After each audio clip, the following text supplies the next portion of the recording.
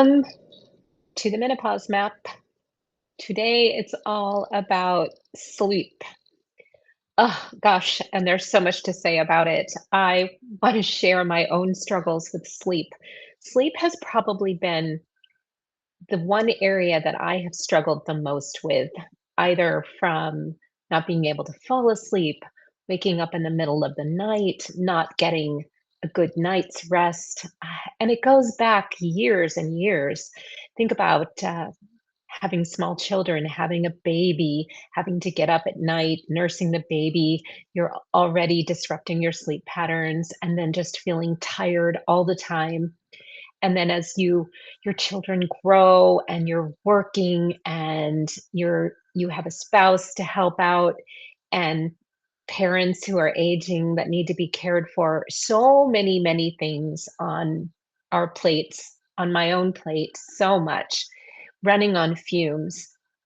Sleep always seemed like it was last on the list, and because my sleep was so bad that I think I just got to the point where it was like, "Well, what else can I do? I just have to power through it on whatever cat naps I can get, whatever sleep I can get."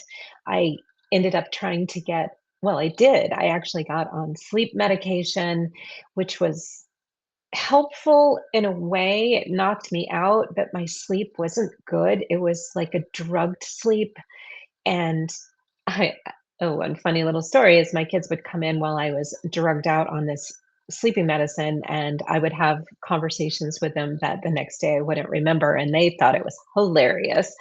So, I can just only tell you that it's been this way as long as I can remember, and no doctor did anything more than, "Hey, Misha. Hey, welcome." No doctor did anything more than prescribe me sleep medication, and it just has been exhausting, exhausting. And sleep was always the thing you could kind of cut out of your life, give it up because there were so many other responsibilities and things to do. Or I'd find myself if I woke up at 3 or 4 in the morning, I would just give up and go and work for a while and then try to go back to sleep. So that's just a little bit about my own personal sleep journey, which has been hard, really hard. I'm Jennifer Seven, if we haven't met, and I'm a certified holistic nutritionist. I'm a meditation teacher. I'm the founder of the Menopause Map. I have sat across the room, across the desk from so many women doing who feel like they're doing everything right, but their bodies just aren't cooperating.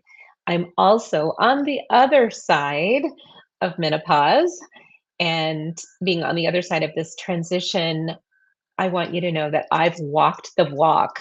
So I can talk the talk. I've run my own business. I've raised my kids. I've had the caretaking. I've had all of it. So I get it. And what I want to really talk about is my philosophy of floors, that it's not from a book, it's from my own lived experience, and it's the map of what I wish someone had given me.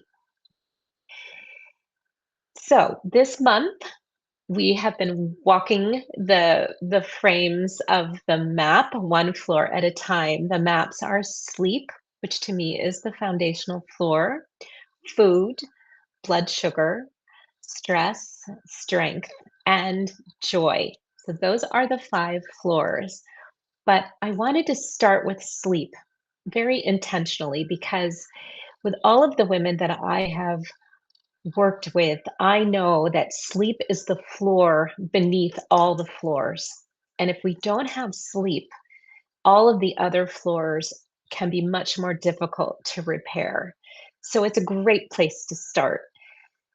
You can't build strength on a body that can't repair overnight. And sleep, hey, Anne Marie, welcome. You can't repair without sleep. So we need sleep. Sleep is when our body restores and repairs. And we have a circadian rhythm that our bodies instinctively know what to do. And nighttime, that sleep at night is so important. If the kidneys are repairing, the liver, the lungs, we're detoxing, we're repairing. So if our sleep is disrupted, we're not able to get that repair. And so then we wake up and we're feeling depleted and unrepaired and leaking our energy and our life force. So many women tell me it's it's that she has no willpower. She just, has run out of steam during the day. She might feel like she's lazy. And my first question to her is never about food. It's always about, are you sleeping?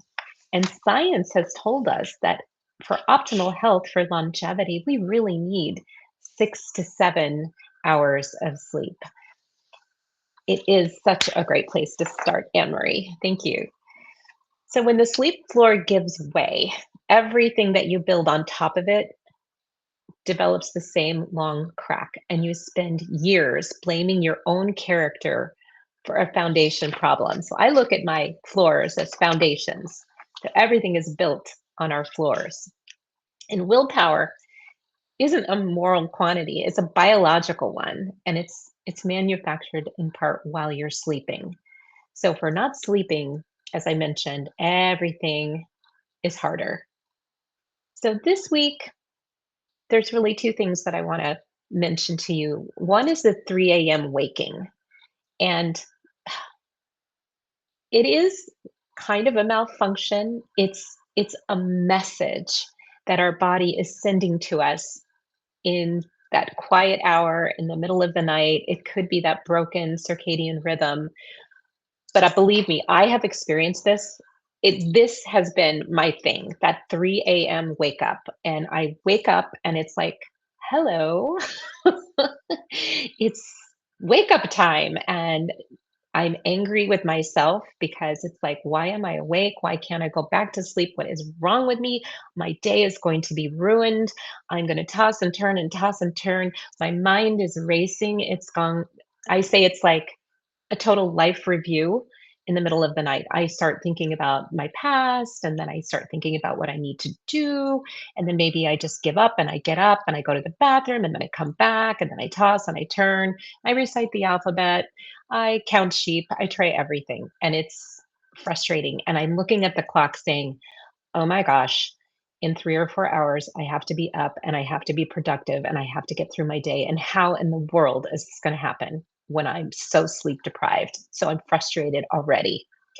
The other piece that I want to talk about is just rest itself and how we view rest. As women, I think we get so caught up in all that we need to do, all those things that rest may seem like last on the list.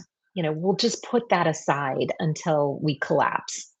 But rest is not a reward that you earn after everything's done. It's it's something that we have to build on. It's the floor that everything stands on. So rest, don't look at it as a reward. It's essential. It is essential.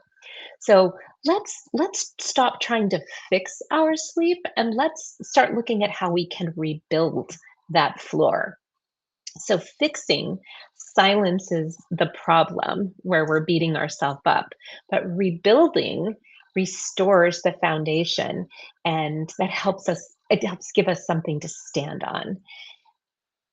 They're opposite postures, but only one holds, and that's the foundation of our floor. Now, I do want to mention this, that there are things and suggestions that I'm going to give you to help you with sleep, but sometimes there are biological reasons, and that is definitely something you would want to go to your doctor for and talk about, and hopefully not necessarily get just a sleeping pill. But hormone therapy is something that has really helped me, and progesterone. I have been deficient in progesterone, didn't know it, and finally went to a doctor who said, hey, yeah, why don't we try progesterone? And it has made a profound difference in my ability to sleep. But there are lots of other things we can do to start to repair that floor. So again, I don't want to give you 10 rules because we have enough rules in our life. I'm just going to give you three little small leak repairs. And I don't want you to feel like you need to do all three. I really want to take pressure off of women. But let's just look at one thing that we could do out of the three that I'm going to give you. So, one simple little technique that you can start to build into your routine is a wake up time. You pick a wake up time and you stick with it and you make it your routine, even on weekends, because I know it's so tempting on the weekends to change your wake time. But let's try to keep it consistent. What we're trying to do is get our bodies to trust us. So we build in a routine that our body's like, okay, I get it. We're going to get up at the same time every day. And now I can wake up without an alarm clock. I just wake up, I'm ready to go. I've gotten a decent nice sleep and my body's we're trusting each other. We're trusting each other. So that's a simple little anchor for your floor is that you build in that routine of a wake up time. The second one is the 3 a.m. question. The spiral isn't the waking, it's how we treat ourselves after. And I would really like you to reframe that. Like I was beating myself up constantly, really beating myself up. And so it's time to just acknowledge your body, maybe a hand on your heart or on your stomach in the middle of the night and say to it, what's going on? What are you trying to tell me? What is is happening here? What does my body need right now? Or maybe what did my body need during the day that got me here? And we talk a lot about this in the menopause map. And I go much deeper than I will on this live today. So we're not trying to fix the waking at 3 a.m. We're trying to tell the body it's not a crisis. So just this is not a crisis. It's not a crisis. So asking our body what's going on. And the third small little technique is closing the day before you close your eyes. And what do I mean by that? Journaling at night before bed can be very helpful because if you wake up at 3 a.m. and your mind is like, okay, I've got to remember to pick the kids up. I've got to take the dog to the groomers. I've got this project I need to finish. I've got to do this. I've got to do this. I've got to do this. And your mind is like, I'm afraid I'm going to forget. Take some time before you go to bed, get your journal out and write down the things that are really on your mind so that you can release them. And when you wake up at 3 a.m., you can like, I'm okay. I'm okay. It's all written down. It's there for me. It will be there for me in the morning. Because otherwise we're bracing for threat.